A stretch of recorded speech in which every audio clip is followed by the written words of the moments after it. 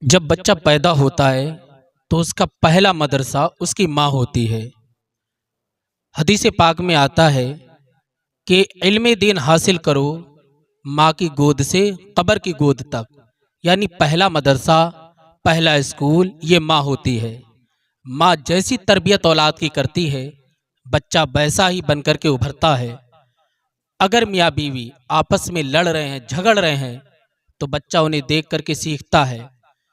اور سائنسی اعتبار سے بھی بتایا جاتا ہے کہ جب بچہ 2.5 سال کا ہو جاتا ہے تو سمجھنے کا مادہ اس کا بڑھ جاتا ہے، اسی لیے 2.5 سال کی عمر سے لوگ بچوں کو پڑھانا شروع کر دیتے ہیں۔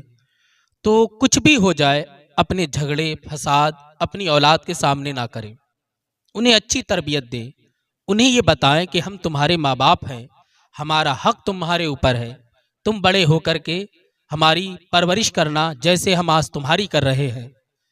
میرے نبی فرماتے ہیں کہ کوئی انسان جب بوڑھا ہو جاتا ہے تو اس کی ساری حرکات و سکنات یہ بچوں والی ہو جاتی ہیں۔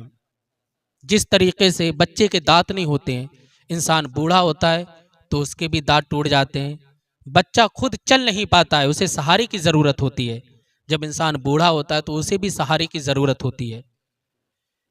ایک شخص میرے نبی کی بارگاہ میں حاضر ہوا، بولا یا رسول اللہ، میرے ماں باپ میری بغیر اجازت کھانا کھا لیتے، پانی پی لیتے میرے مال و دولت سے، یا رسول اللہ یہ انہیں ادھیکار ہے۔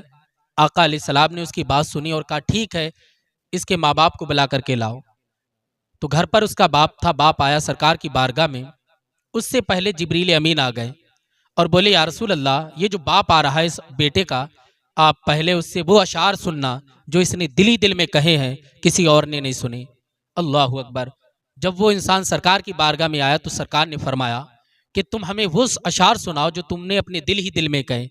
تو وہ کہنے لگا یا رسول اللہ، ہمارا ایمان تو آپ پر ہے، لیکن جب ایسی باتیں سنتے ہیں تو ہمارا ایمان اور تازہ ہوتا جاتا ہے۔ تو اس نے وہ اشعار جو دل میں کہے، بولے یا رسول اللہ، آج اس میرے بیٹے نے میری شکایت آپ کی بارگاہ میں کی ہے، یہ جب پیدا ہوا تھا نا تو ہم نے اپنے لیے جینا ہی چھوڑ دیا۔ یا رسول اللہ، رات کے سناٹے میں، سردیوں کی راتوں میں جب یہ بیماری کے ڈر سے ہم اسے سوکھے میں سلاتے اور خود گیلے میں سو جاتے، یا رسول اللہ اس کے دانت نہیں تھے، اپنے دانتوں سے چبا چبا کر کے اسے کھلاتے۔ یا رسول اللہ، ہم بڑھاپے کی دہلیز کے پار ہونے لگے اور یہ جوان ہونے لگا، ہمارے بال سفید ہونے لگے اور اس کے بال کالے ہونے لگے۔ یا رسول اللہ، میری کمر کی ہڈی جھکنے لگی اور اس کی ہڈی میں طاقت آنے لگی۔ اے میرے آقا، ہم نے تو اپنے لیے جینا ہی چھوڑ دیا، ہم تو اس کی ہی پرورش، اس کی خواہشات کو پورا کرنے میں یہاں تک کی زندگی گزارے ہیں۔ جب اس کا درد مصطفیٰ جان رحمت نے سنا تو سرکار علیہ السلام رونے لگے، اس قدر روئے میرے آقا کہ سرکار کی داڑھی مبارک تر ہو گئی اور بے تحاشا صحابہ بھی رونے لگے۔ تو کبھی اپنے والدین کی نافرمانی نہ کریں۔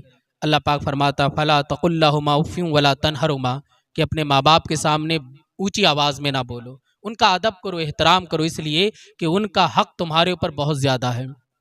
تو ہمیشہ ماں باپ کو چاہیے کہ اپنی اولاد کو اچھی تربیت دیں۔ عیاری مکاری اور سیریل وغیرہ آپ دکھائیں گے تو اسی حساب سے وہ آپ کے ساتھ بڑے ہو کر کے رویہ کریں گے، پھر آپ پریشان ہو گے، ادھر تعویذ ادھر دعا یہ وہ کریں گے۔ اس سے بہتر ہے کہ پہلا مدرسہ ماں کی گود ہے، تو اس گود سے اسے علم دین سکھائے، کیا ماں باپ کے حقوق ہیں، کیا فرض کیا اللہ پاک نے، تو انشاءاللہ بڑے ہو کر کے وہ آپ کی کبھی نافرمانی نہیں کرے گا۔ اللہ پاک ہمیں والدین کا ادب کی توفیق عطا فرمائے۔